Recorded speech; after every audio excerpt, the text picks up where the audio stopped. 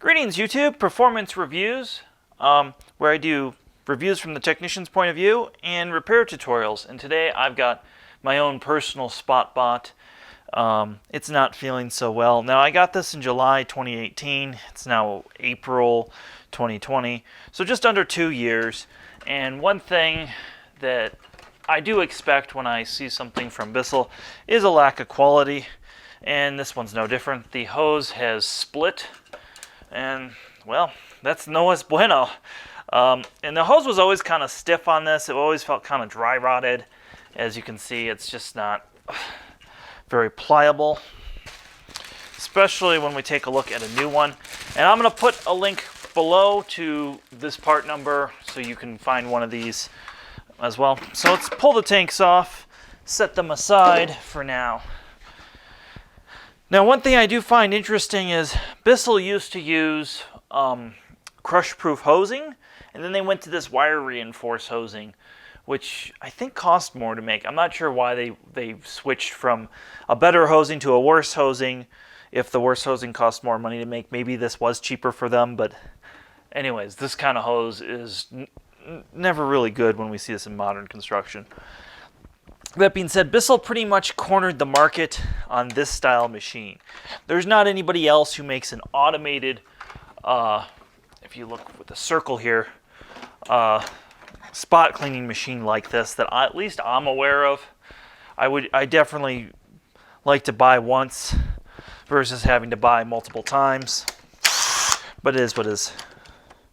Now, one thing Bissell did do on this machine, compared to previous generations, is they have put stainless steel screws in here, which I really like. So pop those 4 screws. Let's see. Yeah, I'm not going to mess with that ribbon cable. I don't think that's a wise idea. What I am going to do is make sure that this part is right now, because I did get this online from Amazon. It was fairly cheap, so yeah, this one is, yep, just like how the other one was. It was very stiff. I wonder if I can do anything to mitigate that. Glycerine or some furniture polish. And the ends, pretty much the same. So this does look like the right part. I thought it would be from what I could remember the inside one of these looked like. I haven't actually been inside one of these in, oh gosh, probably 12 years.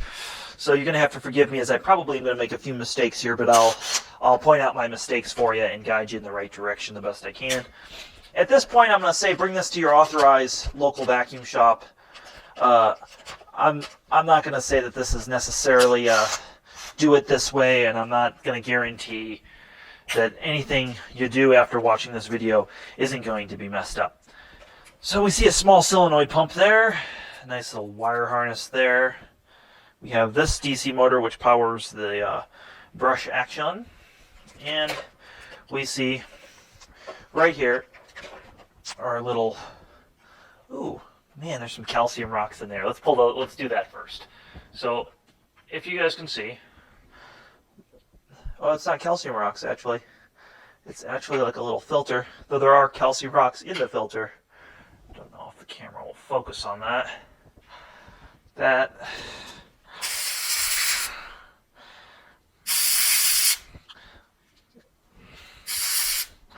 A little bit of compressed air. That definitely. Alright, that's just something you can clean out. Not necessarily important.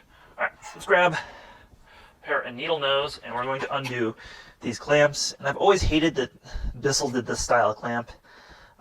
They never come apart very well. And my experience with these T-joints is they're very weak.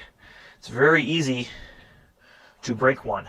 So what I like to do is I like to take a knife very carefully. I'm just going to score the outside of the old hose, because we're not putting the old hose back on. And what that will do is that will loosen. Oh, see, I accidentally pulled another section off. I don't like that. What I'm trying to do is loosen this hose in such a way that it just slips off. So maybe score it a little bit more. You see how hard that is on there. And if you're doing this, you'll know that the hoses on here just unbelievable tight. Now these black hoses don't get stuck on there, but these older polyurethane or whatever they used was just, it dries out. There we go. It just gets super nasty. So let's put this, whatever this is, let's put this back how it was so we don't get anything mixed up in the plumbing. Yep, these connectors, you can just slide them on with your hands. All right. And don't lose these whatever these things are, T-connectors, whatever you want to call these clamps, because you can't actually order these from Bissell. It was really weird. When I worked in a Bissell service center, one thing we used to do is, before we threw a machine away, we used to just open it up real quick and grab a bunch of those out because they don't make those available. All right, so the old hose comes off. Throw that away. Though I have to say the new hose, even though it's different color, seems to match. At least insides of this.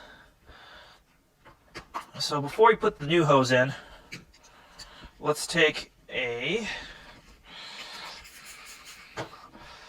just wipe the inside right there.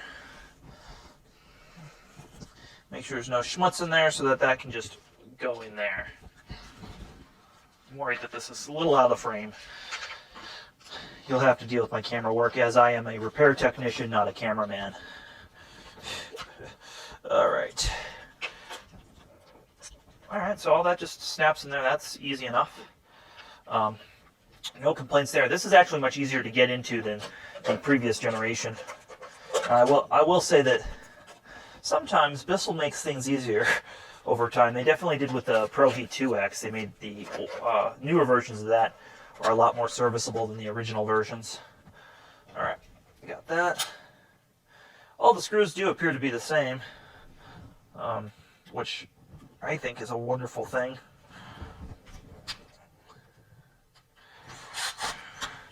And I'm going to secure this thing first, just because it flopping around is kind of a hassle. All right, excellent. So, again, be careful with this ribbon cable. Try to rest it on something. I was resting it on the tripod earlier. So now that we have this other loose tube, it goes just under here. To get to that, I just want to thank our Patreon supporters who make this sort of thing possible. And if this video helped you, I would definitely encourage you to go to Patreon. And for a little bit, that helps us out. And the reason that became relevant at this moment is that my SD card ran out of space, and I have gotten several SD cards because of our Patreon supporters, so that helps really support their channel. So big thank you to those guys. So back into putting this on. You want to make sure this is wet before you put it on. A little bit of spit works just fine, or if you have something that's non-chemical based, or if you have some water leaking in the machine somewhere or something you can use, that's good too. So we're just going to put this on here. Ooh, that's on there. It actually hurts my hands.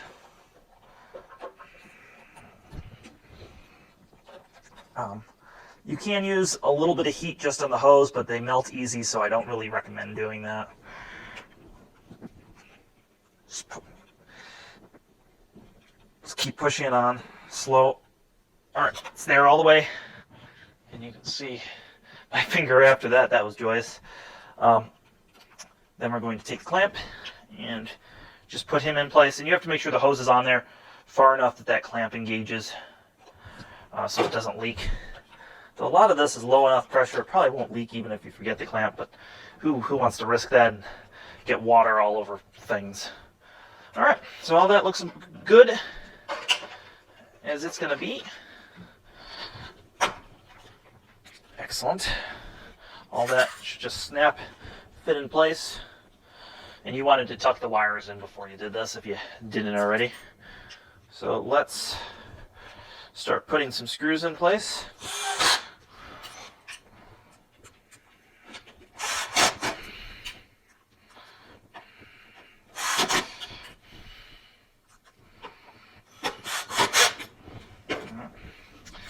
Now, I have had this and not wiped it down or done anything with this, so I'm going to take this opportunity with it apart to just wipe it down a little bit. You can use Windex 409, any sort of kitchen cleaner. Avoid spraying too much around the control panel, of course. But we're just going to, because, you know, it does get kind of nasty over time. It's the very nature of what this machine does. It cleans up cat puke, you know. That's essentially its purpose in my house. So I wouldn't say that there's a whole lot. We got a small fuzzy in here. This hasn't been used in a few weeks, so it's not like there's, you know, a huge amount of germs or anything in there. All right. Well, that's as good as that's going to get. Now, as far as, man, this hose just does not feel right, how stiff this is. So there's a couple things you can do.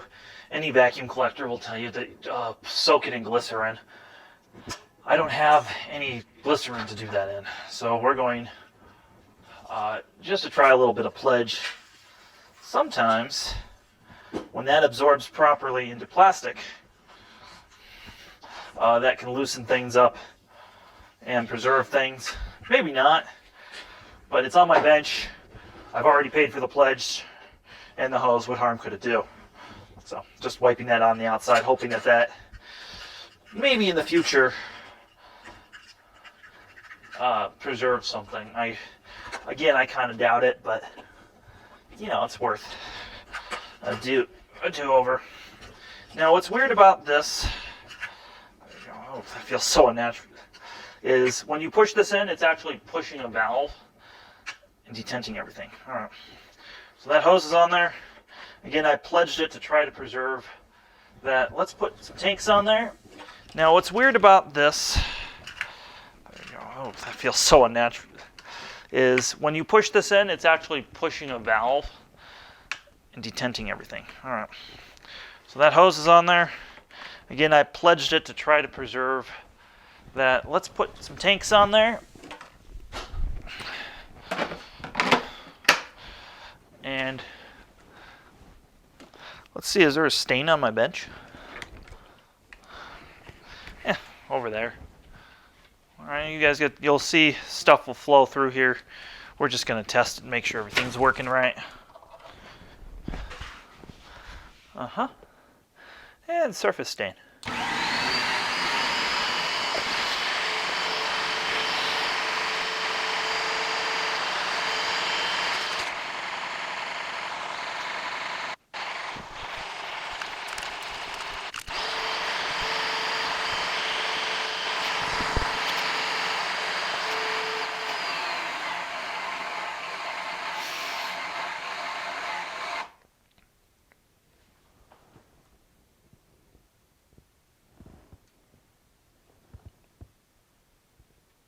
Huh.